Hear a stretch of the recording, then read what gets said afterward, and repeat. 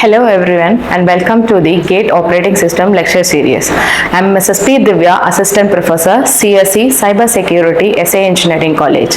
In today's section, we are going to learn about the CPU scheduling, which is the most important and frequently asked questions from the GATE examinations. So let's start. So, introduction. The CPU scheduling is a process used by the operating systems to decide which tasks are the process to be used at CPU at the particular time. There are two different purposes of the CPU scheduling. The first one is maximizing the CPU utilization and minimizing the response and waiting time of the processes. So, the next one, the importance of CPU scheduling. The main importance of CPU scheduling is completely based on to ensure that whenever the CPU remains idle, that is then whenever the CPU is not under working conditions, the OS has to assign at least one processes available in the ready queue. This is the main importance of the CPU scheduling. So next one, there are 5 terminologies in CPU scheduling. The first one is arrival time, next one is completion time, is burst time, fourth one is turnaround time, and fifth one is waiting time. The first one, arrival time, the time at which the processor arrives in the ready queue. That is, the processor when it is in the ready queue is called as the arrival time. The second terminology is called the completion time, the time at which the process takes to complete its execution, that is the completion time. And third one is a burst time, the time taken by the process for the completing its whole executions in the CPU, that is the burst time. And fourth one is your turnaround time. A turnaround time is the time difference between the completion time and the arrival time. So we can write it as turnaround time is equal to completion time minus the arrival time, that is your turnaround time. And fifth terminology is waiting time, that is the time difference between the turnaround time, that is the turnaround time minus the burst time. So we can write it as waiting time is equal to turnaround time minus the burst time. These are the 5 important terminologies being accessed in the CPU scheduling. The next slide is about the types of CPU scheduling algorithm. See, we basically has 2 types of scheduling, that were primitive and non-primitive. So the primitive consists of 4 algorithms. First one called as priority scheduling, shortest remaining job first, longest remaining job first, and the round robin. And non-primitive also consists of 4 algorithms. The first one is your first come first serve, shortest job first, longest job first, and highest response ratio next. So these 8 are the types of CPU scheduling. The next slide is about CPU scheduling algorithms. What are the algorithms the CPU scheduling will be carrying out? There are 8 algorithms which is very important for CPU scheduling concept. The first one is the first come first serve, that is shortly known as FCFS. The next one is called as SJF, that is shortest job first. And third one is the SRTF, that is shortest remaining time first. Fourth one is your round robin. Fifth one is priority scheduling. Sixth one is HRRN, that is highest response ratio next. And 7th one is multiple queue scheduling, and 8th one is multi-level feedback queue schedule. These are the 8 important algorithms used in CPU scheduling. But in this lecture, we are going to concentrate on most important CPU scheduling algorithm, that is first come first serve and also the round robin. So next we go for the FCFS, important concept of CPU scheduling. First we go through what is FCFS. The FCFS is the simplest, as we saw in the types of scheduling. FCFS comes in the non-preemptive scheduling. So the FCFS is the non-preemptive CPU scheduling algorithm. It takes a process, that is the CPU first, one who requests the CPU first will be allocated for the CPU first. If the processors requests the CPU second, the CPU will be allocated second. If the processor requests the CPU third, the CPU will be allocated for the third execution time, and so on. This is the first come first serve. The one who comes first will be getting the first priority for the CPU executions. It follows the FCFS policy is implemented completely based on the FIFO. That is, FIFO is known as first in first out queue. So in general, when we are standing in a queue for processes, the first person in this queue will get the opportunity to operating them some processes, and others will be will come in the fair queue, and one who are coming in the new will be added to the last of the queue. So likewise in FIFO there is 6 elements. The first element will be at the terminology called a head, and the last one will be at the tail. So if the head is there, when the CPU is completely remains idle, the first in the head will be goes for the process's execution. One is arriving for this element to this process ready queue, it will be added on to the tail. So there are two terminologies in first out, that is tail and the head. So next, that is when the process enters the ready queue, the PCB links to the tail of the queue. When the CPU is free, it is allocated to the process at the head of the queue. This is the two main terminologies in FIFO. This is also followed in FCFS. Next, based on this, I am going to explain an example. Consider the set of 5 processes whose arrival time and the burst time are given below. So, see, here are the process IDs are 5. P1, P2, P3, P4 and P5. There are 5 process IDs, and each process IDs are assigned with arrival time and also the burst time. So, they are given the process ID, and for each process there is an arrival time and also the burst time. So calculate the average waiting time and average turnaround time if FCFS scheduling algorithm is followed. So for this, we are going to first find out the Gantt chart, which is the making the process to be executed. So first we have to see the arrival time of each processes. So there is 5 arrival times, there is 5 processes and there is 5 arrival times which has the least number. So there is 4, 6, 0, 6, 5, which is the least number here. 6 is the least number and its process ID is P3. So the P3 will be assigned for the CPU execution first. We have to see the burst time of the process P3. So P3 has the burst time of 3. So 0 to 1, 1 to 2, 2 to 3. So these 3 unit of time the CPU will be executing the process P3. Next, which has the lowest after the P1, the P3 is 4, 6, 5, which has the lowest one is P1, which is time of arrival is 4. In the time of arrival of 4, after the P3 has completed at 3 unit of time, there is a time idle. CPU remains idle because the next process arrives at only 4. It does not arrive at the time of 3. So that the CPU remains idle for that way I shaded a spot. So next, at the time of 4, the P2, P1 will be taking its execution 4 and the burst time is 5. So 4 plus 5, it takes till the 9th unit of time. The P1 will be executed till the 9th unit of time in the CPU. Next, which has the lowest arrival time is 5. So 5 is the next arrival, highest number when comparing to 4. That is the process ID is P5. The P5 will be taking the burst time of 4. So 9 to 10, 10 to 11, 11 to 12, 12 to 13. The 9 plus 4 is equal to, it takes the 4 unit of time. So totally 19, 9 plus 4 is 13. So P1 will be executed in CPU is 13. Next, then we go for the arrival time. 4 is completed. P1 is completed, P3 is completed and P5 is completed. There are another processes 6 and 6. Here sees the arrival times are in the same arrival time, that is 6 and 6, the processor P2 and processor P4. So in this criteria, the CPU will be allocating the processor's IDs, which is the smallest, will be allocated for the CPU execution. So when comparing to 6 and 6, P2 and P4, which has the lowest process ID is P2 is the lowest process ID.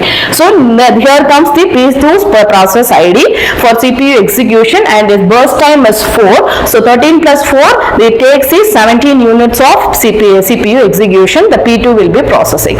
After that, the P4 will be executing. Its burst time is 2. So 17 plus 2 is 19. Till the 19, the P4 will be executed. So the Gantt chart, the completion of each process 0 to 3, the P3 will be executed. 3 to 4, there is no processes arrives. So it is CPU remains idle. The next one 4 to 5, the P1 will be doing its execution.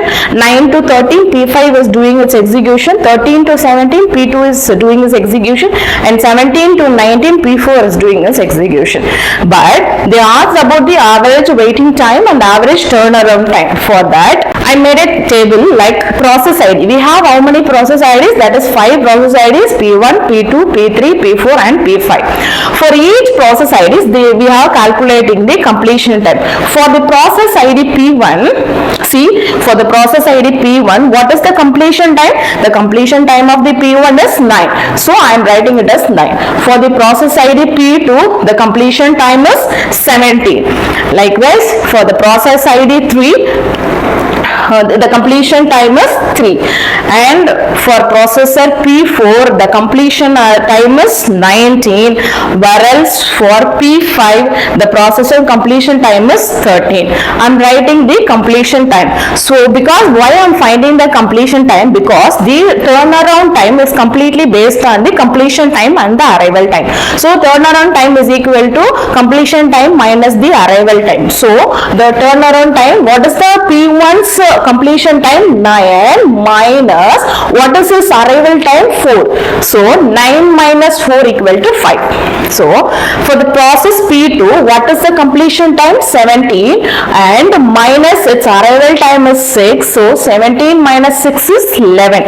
For the process P3, what is the completion time? 3, minus its arrival time is 0. So 3 minus 0 is equal to 3. For the process P4, the completion time is 19, minus its arrival time is 6. So 19 minus 6 is equal to 13. Whereas for the processor P5, 13 is the completion time and its arrival time is 5. So 13 minus 5 is equal to this. Like we have to find the turnaround time. After completing the turnaround time, we will be calculating about the waiting time. What is the waiting time formula?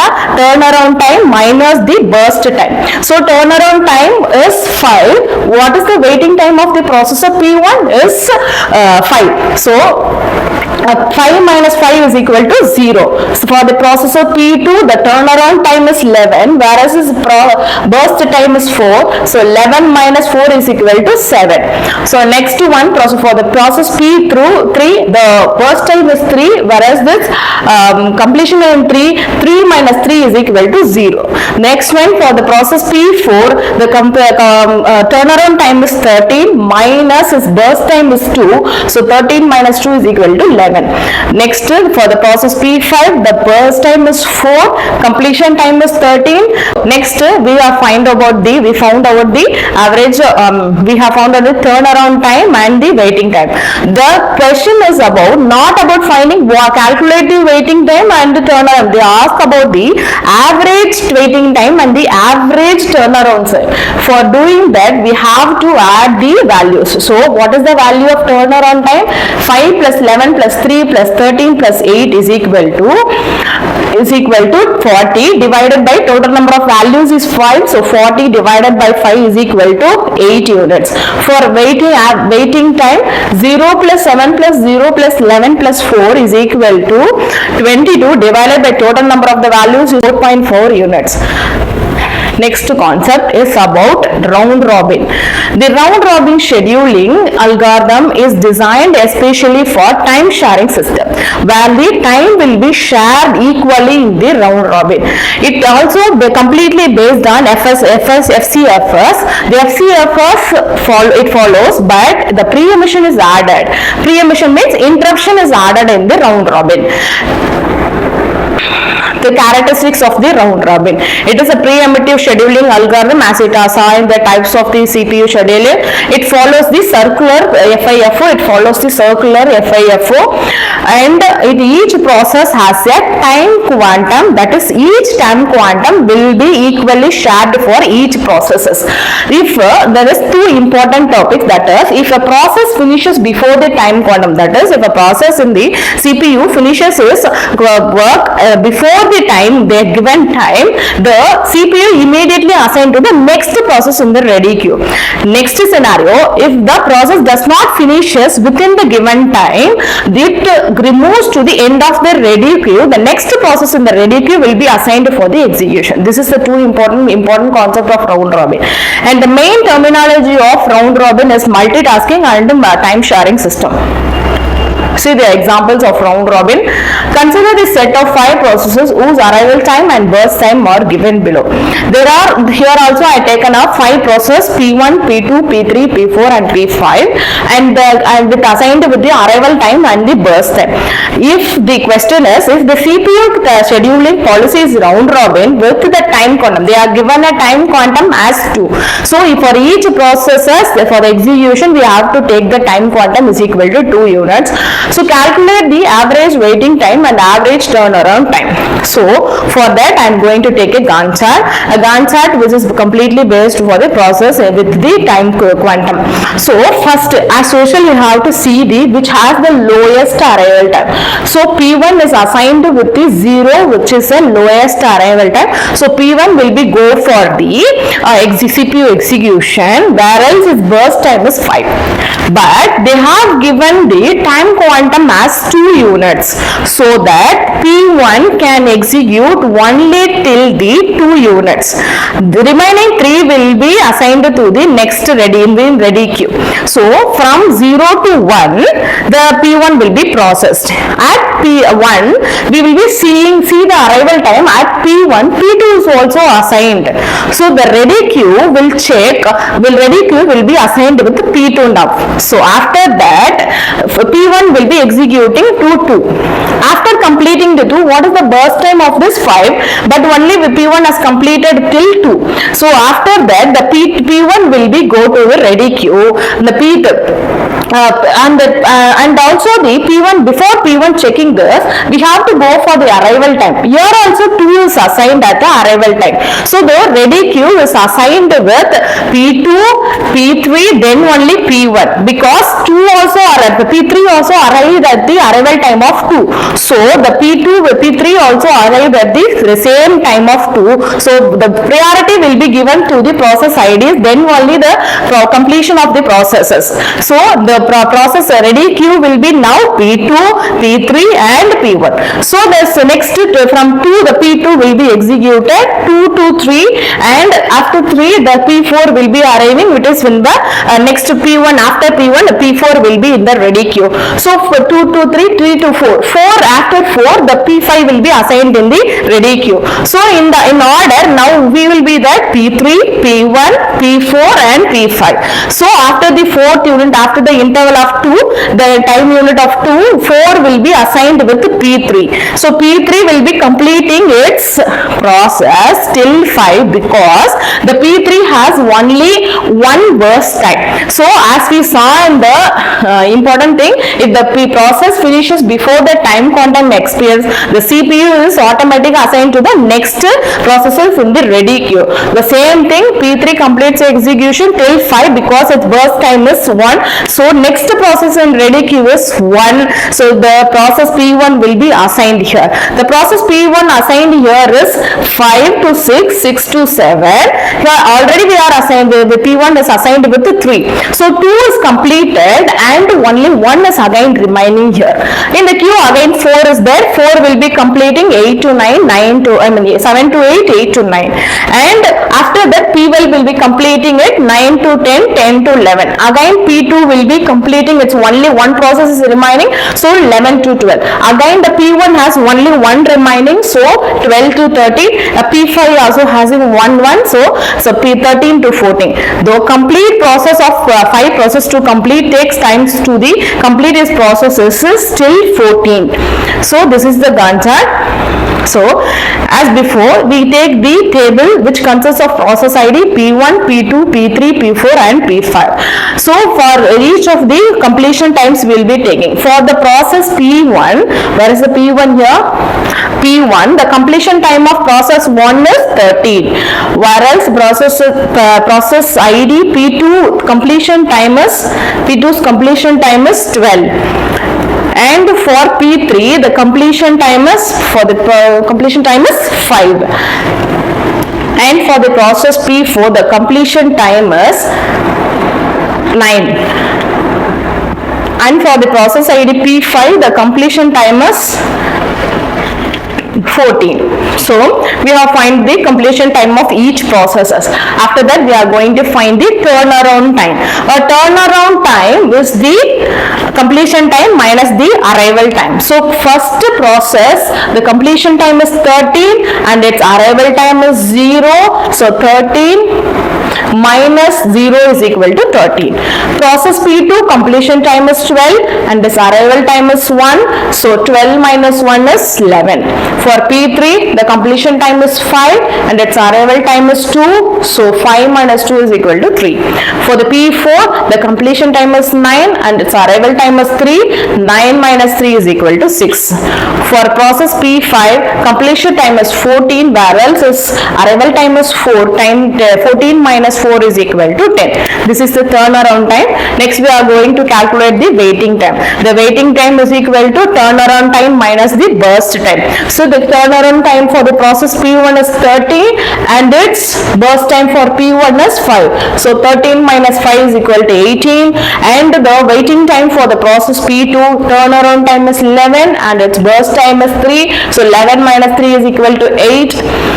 The next one for P3 the turnaround time is 3 and its burst time is 1. 3 minus 1 is equal to 2.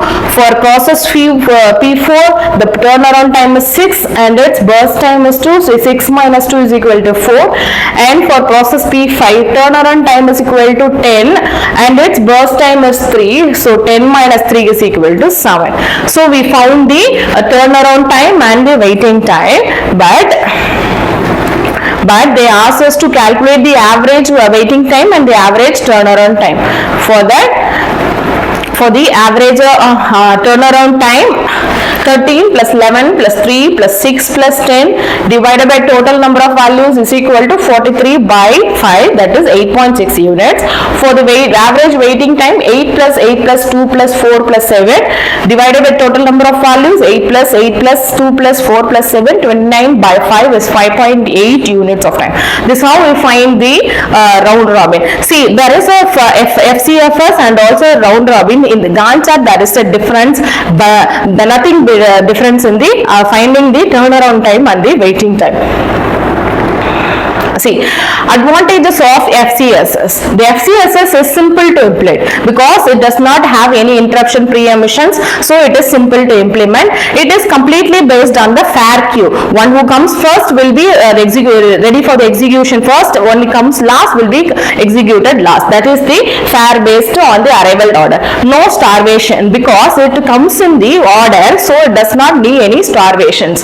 So disadvantages, it is a convoy effect because the convoy effect means it takes the CPU delays the short input output bound processes, it takes the multiples of waiting time, so it is the convoy effect. The high average of waiting time and poor response time for the shift. It is a short job, we have to wait for the long time before the other process to complete it. These are the disadvantages. And the round robin advantages is it is a fair scheduling because it has the time quantum, a good response time, suitable for time sharing, and no starvation because it is assigned with the time sharing concept. Disadvantage, high concept of switching because we switch from process 1 to 2, 2 to 3 based on the time quantum, so that is a disadvantage. The performance defined on the time quantum. If the time quantum is 50, we have to work on the time quantum. So this is the disadvantage. So next we go for the gate questions. Which one of the following scheduling algorithm is non-preemptive? This question is asked at the GATE 2002. Which one of the following scheduling algorithm is non-preemptive? So there is 4 options. First one is round robin, next one is first in first out, third one is multiple queue, and fourth one is multi-level feedback queue. So in this 4, the first one is a preemptive, third one is a preemptive, and fourth one is a preemptive, whereas first in first out is non-preemptive. The answer is first in first out. See, next one we are considering the following process. This question is asked in GATE 2012. So there are three processes P1, P2, P3. Each are assigned with the arrival time and also the burst time.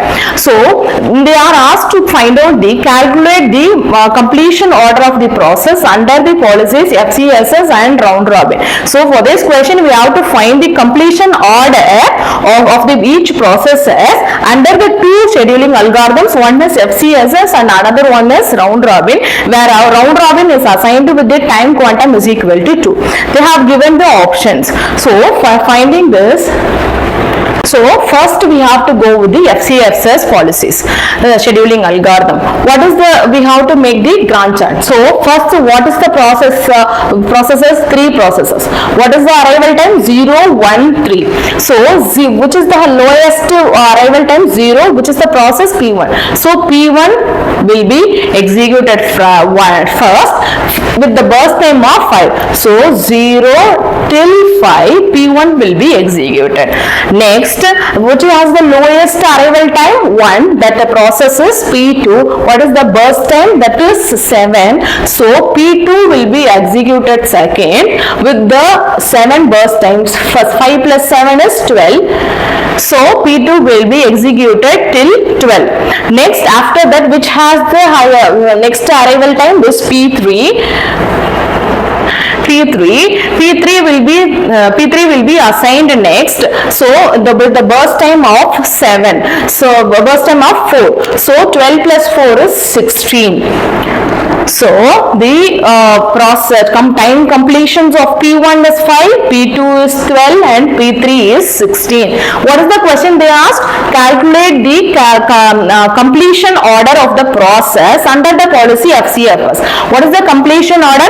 First P1, next P2, next P3. So P1, P2, P3 for FCFS.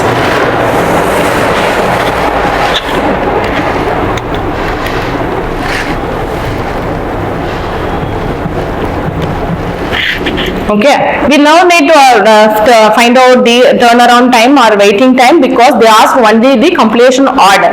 Next one is round robin, is based on the time quantum 2. Again, see the process which has the lowest value is 0, arrival time is 0. So P1, the time quantum is 2, whereas its burst time is 5. So we take 0 to 2. Okay, we take some two things, that is ready queue and some clock. Okay, so we start from 0. So 0, at 0 P1 will be executing till 1. At time 1, arrival 1, P2 will be assigned. So now P2 will be in the ready queue. Who will be in that? P2 will be in the ready queue because it arrived in the time of 1. So P2 will be there. So P1 will be executing in the CPU because the time quantum is 2. So he can execute till 2. So 0 to 1, 1 to 2. It comes to the 2. If it is 2, the time alarms. So when the time alarms, P1 goes to the P ready queue here. Okay, then the P2 in the ready queue will come for the CPU execution. We have to delete the P2 here and P2 has to be assigned here. So after we have completed 2, remaining is 3 here. Sorry, next one P2. P2 is assigned with 2, whereas burst time is 7. So 2 completed, 5 will be remaining. See, 2 to 3. Okay, 2 to 3, P2 will be executed. 3, at 3, P3 will be executed. P3 will be arriving. So P3 will be in the queue. Okay, P3 will be in the queue. So P3 in the queue. So next P2, after completion of 4, P1 will be coming for the execution. After the completion of 4, P2 will go for the ready queue and P3 will be assigned here. Okay, it takes the time quantum of 2. Okay. Next, 6 has been completed. 6th unit of time has been completed. Next, what has been in the ready queue? P1 is in the ready queue. It has 3, so till 8th unit of time it will be doing its execution. Then P3 will be in the ready queue. Next, P2, now here 1, here P2 10, so it is 3. So next is your P3, so it will be 0, 12. Next is your one is P1 till 13.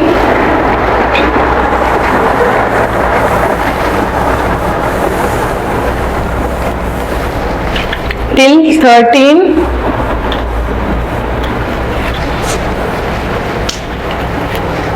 P3 till 12.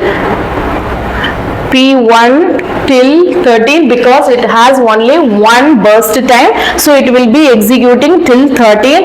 Next one is P2, where it has 2, so 15. Again P3 will be like it does not have the burst time, so again P2 will be assigned with 1, so 16. So P1 takes 2 first, 4 to P2 will be 4 next, P3 will be 6, P1 will be 8, P2 is 10, P3 is 12, P1 is 13, P2 is 15, P2 is again 16 based on the CPU burst time. So they are asking the completion order of the process. What is the completion order? See, first, when the P1 is completed, P1 is completed at 13.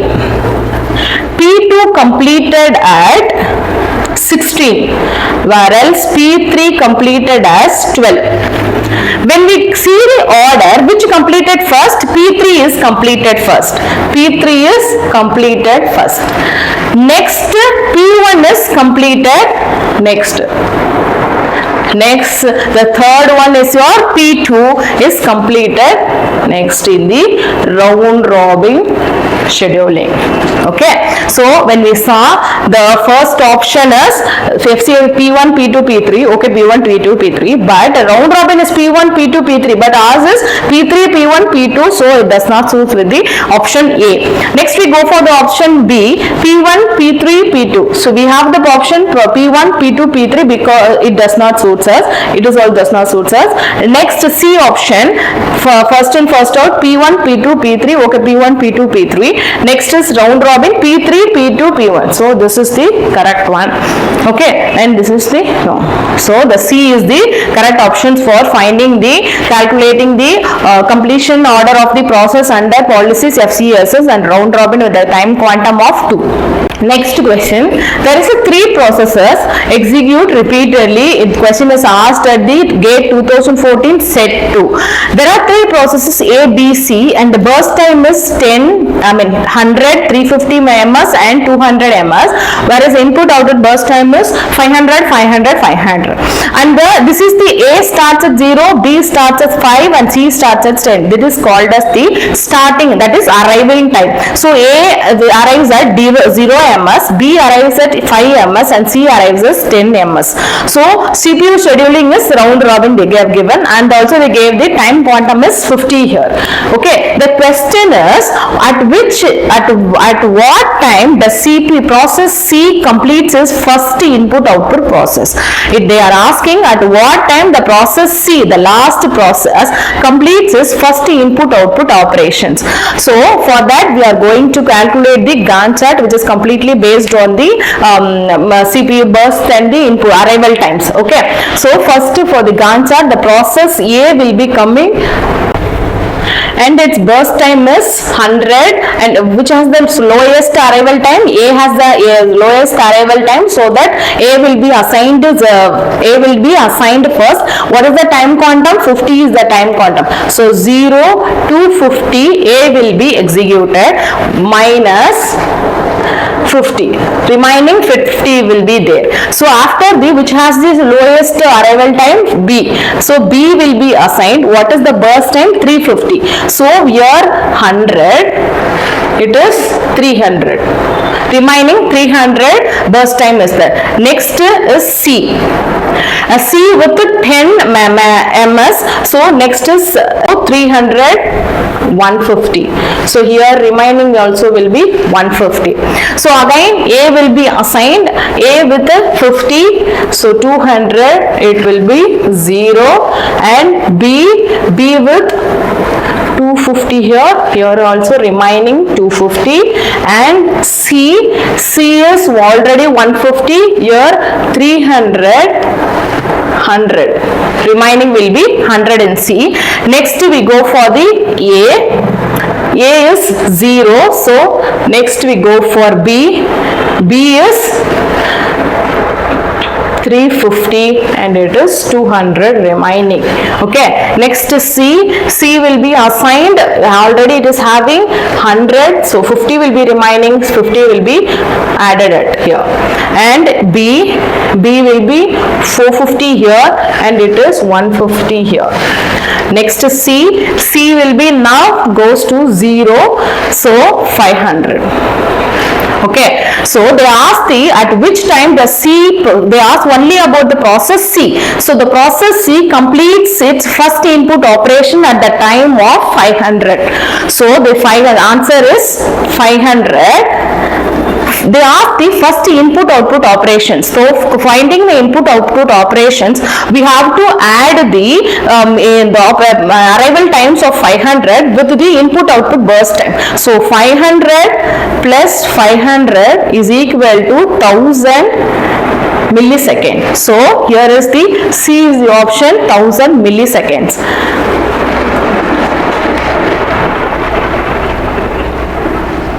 Next, fourth question, which of the following statement is true? The question is asked at 2021. There are four statements. First one, implementing preemptive scheduling requires hardware support. Actually, the first statement is correct because when we are going for the time quantum requires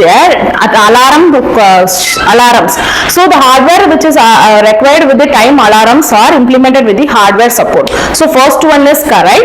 And turnaround time includes waiting time. Yes, the turnaround times includes the completion times and the arrival time, but also it includes the execution time, waiting time, input output time. So second one is also correct.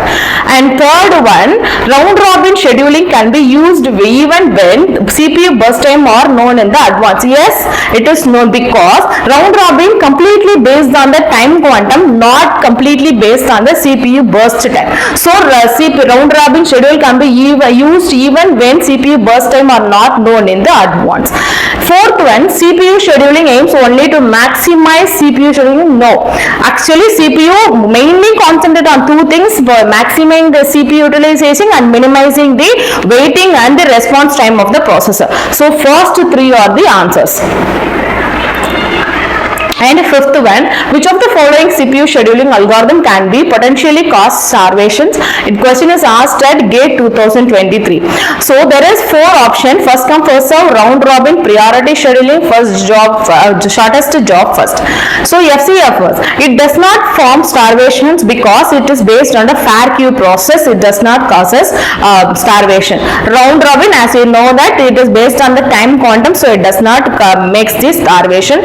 And third one, here comes the starvation because priority scheduling is based on highest priority and the lowest priority. Which thus the highest priority will be scheduled in the CPU, lowest priority has to wait here. Here occurs the starvation. And fifth one, shortest job first. Here also the starvation occurs because the shortest job consists of two things: short job and long job. So the short job will be assigned for CPU, whereas the long job just not assigned with the CPU processing. So these two are the answers for starvations. So the answer C is the answer for this question. Thank you.